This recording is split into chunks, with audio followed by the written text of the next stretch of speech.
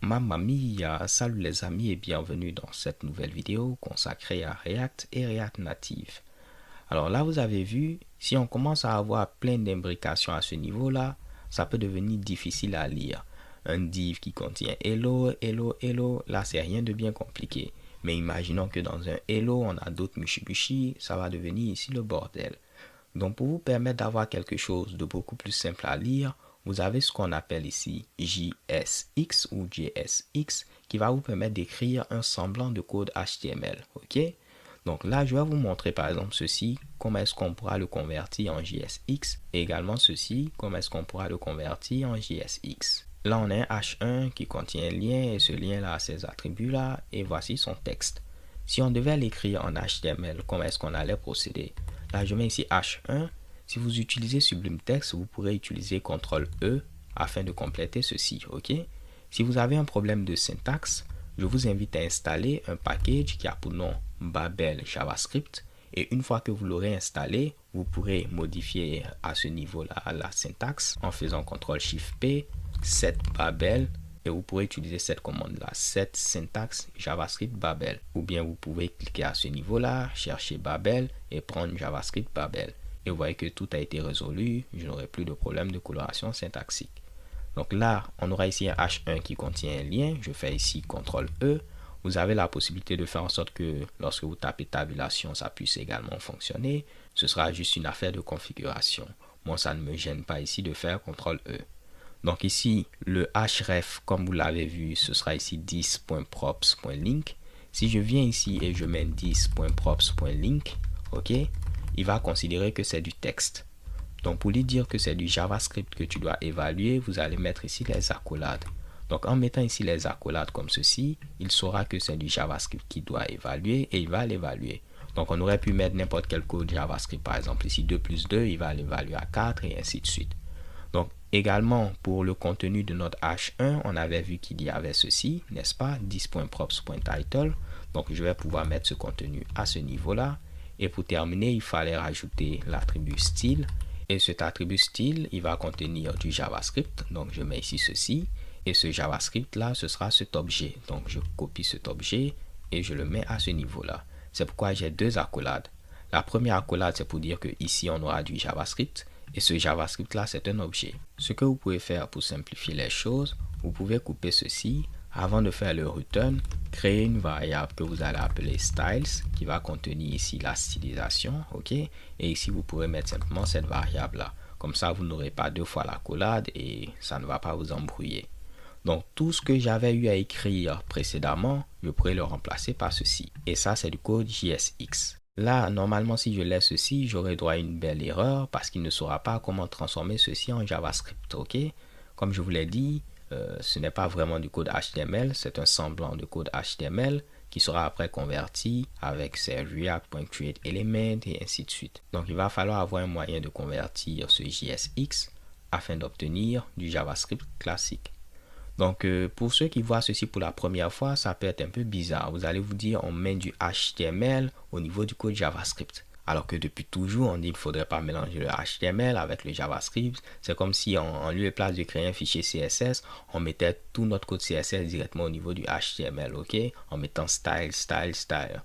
On a vu que ce n'était pas bon, on a séparé ceci. Mais si vous vous rappelez de ce que j'ai dit, en réalité, ce n'est pas du code HTML, c'est juste un moyen ici très simple de pouvoir écrire le même truc qu'on avait en JavaScript, mais qui pourrait être facile à lire. C'est tout simplement du code JSX. Donc, soit vous l'utilisez les gars, ou bien vous vous fatiguez à faire ce genre de mushibushi là. Maintenant, tout dépend de vous, ok? Mais vous allez le voir, une fois que vous allez commencer à utiliser du JSX, vous n'allez plus vous en passer, vous allez continuer à l'utiliser.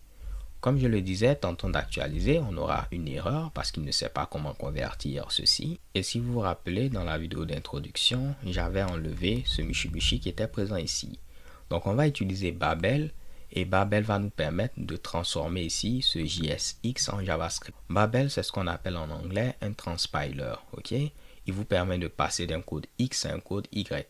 Donc on pourra transformer du code JSX en JavaScript. On pourra transformer du code IS6 qui est la dernière version de JavaScript en IS5 et ainsi de suite.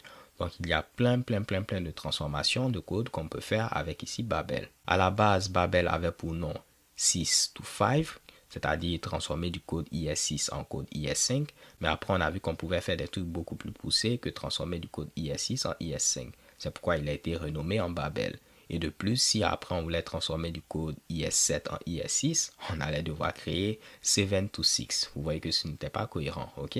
Donc à ce niveau-là, maintenant que j'ai Babel, on aura toujours une erreur. Si je viens ici, j'actualise.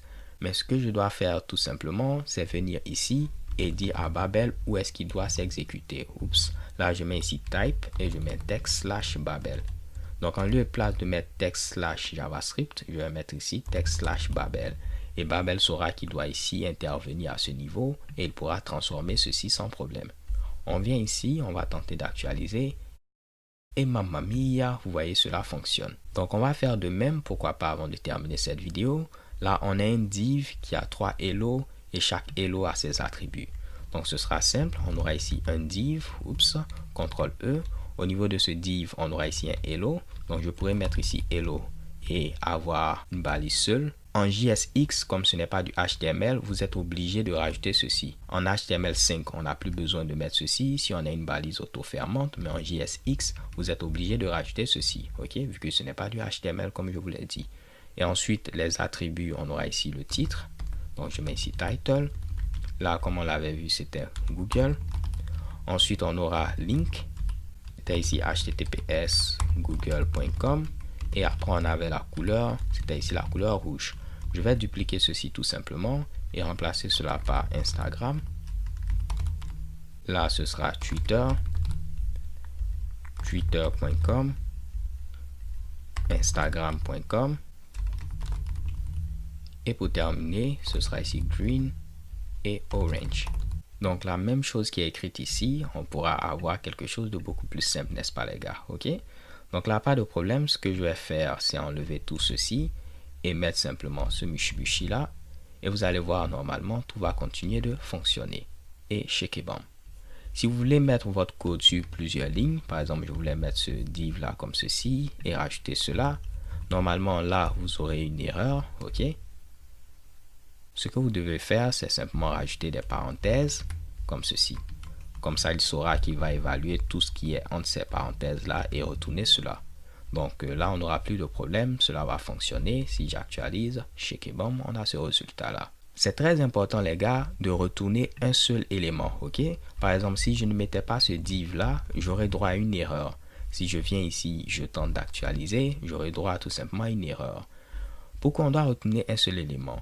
Ça, il va le remplacer par react.createElementHello et passer ici les attributs. Donc, c'est comme si vous tentez de retourner 3 valeurs. Alors que, comme je vous l'ai dit, on ne peut pas retourner 1, 2, 3, comme ceci, ok? Donc, vous devez toujours retourner un seul élément. C'est pourquoi très souvent, on va l'entourer avec simplement un div. Comme ça, on retourne un seul élément et puis il va contenir ces différents Mitsubishi là. Donc là, pas de problème. Je viens à ce niveau, j'actualise, cela fonctionne.